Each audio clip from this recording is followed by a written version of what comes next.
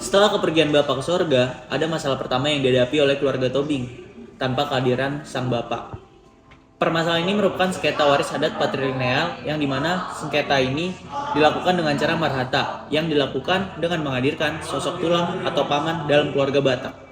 Jadi sebelum bapak meninggal, bapak nitip wasiat ke mau. Bapak mau talenta juga dapat harta warisan yang ditinggalin bapak. Kayak gini, nggak mau lah kalau dibagi sama talent. Sabarlah dulu, kita ini kan keluarga bang. Iya mak, memang kita keluarga, tapi tetap abang tuh anak laki-laki pertama di keluarga ini.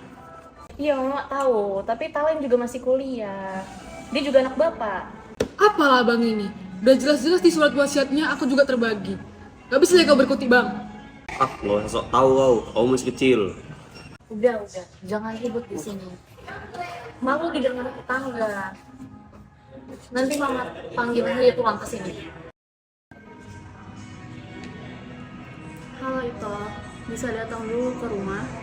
Ada masalah dengan Berem, si Talen dan Regan. Oh ya itu, besok laku ke sana ya.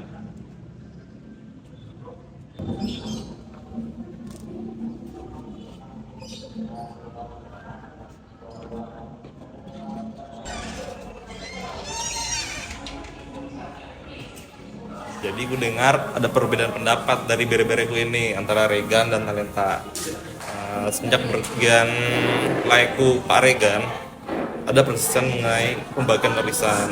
Jadi hadirnya tulang di sini untuk menjadi penengah antara kalian berdua supaya kita mencari jalan tengah agar masalah ini selesai dan tidak berselisih paham lagi. Nah, bere Regan apa yang jadi masalah? Jadi gini tulang, kemarin mama bilang kan bapak tuh mau wasiatkan surat bahwa semua harta warisannya bapak itu dibagi dua sama talent. Sedangkan Regan kan anak pertama di keluarga tulang. Regan nggak terima di situ. Oh, berarti sebelum pemberian bapak dia udah bikin wasiat? Sudah. Oh, oke. Jadi tanggapan lu gimana, Len? Jadi gini tulah, bang, aku paham kau anak pertama dan kau laki-laki pula. Tapi kan menurut surat wasiat yang udah dibikin bapak, aku juga berhak buat dapat sawah peninggalan bapak. Lagian apa salahnya kau berbagi sama adikmu sendiri? Saudara kandungmu sendiri loh aku bang. Apa salahnya kalau misalnya kita ikuti surat wasiat dari bapak coba? Berarti biar kalian beranggapan kalau wasiat harus dipatuhi dan berhak mendapat harta peninggalan bapak ya. Sejauh ini, gimana tanggapanmu itu? Bisa kau jelaskan apa isi dari wasiat almarhum Pak Regan? Ya jadi gini itu, jadi sebelum kepergian suamiku itu dia memberikan wasiat. Isinya 5 petak sawah yang dibagikan untuk Talen dan Regan. Oh, berarti betul ya. Wasiat dari almarhum Pak Regan sudah ada. Sudah. Jadi apakah sudah itu tunjukkan ke si Regan dan kalian? Iya sudah itu kemarin. Apakah betul itu Regan? Udah bang. Udah. Ini bere Regan. Meskipun memang secara hukum adat suku kita Batak Toba yang dapat warisan itu anak laki-laki paling besar. Kalau sudah ada wasiatnya, kita harus tunduk terhadap wasiat itu. Kalau memang bapak sudah bertitipkan supaya 5 petak sawah itu dibagikan untuk adikmu juga si Talen, berarti kau harus Nggak bisa tulang. Berat hati aku tulang. Si talent itu masih kecil, masih sibuk aja ngurus kampusnya tuh. Lagi pula nggak bisa kayaknya dia ngurus sawah tuh tulang. Biar aku aja udah. nggak bisa kayak gitu bere. Kita harus tetap mengikuti surat wasiat. Gini aja lah.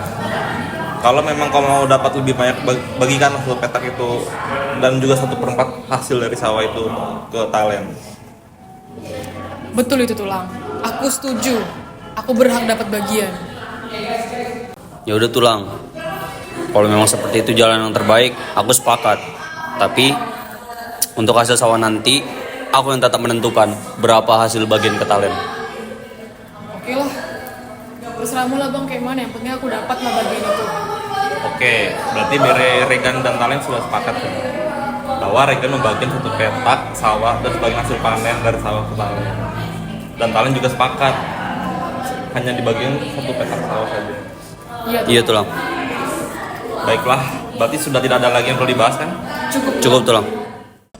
Jadi begitulah kira-kira proses penyelesaian perkara antara saudara melalui proses mediasi di adat Batak ini.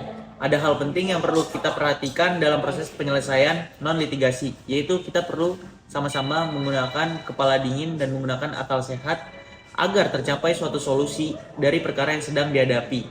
Terima kasih sudah menonton, semoga apa yang menjadi pesan dari video dapat tersampaikan.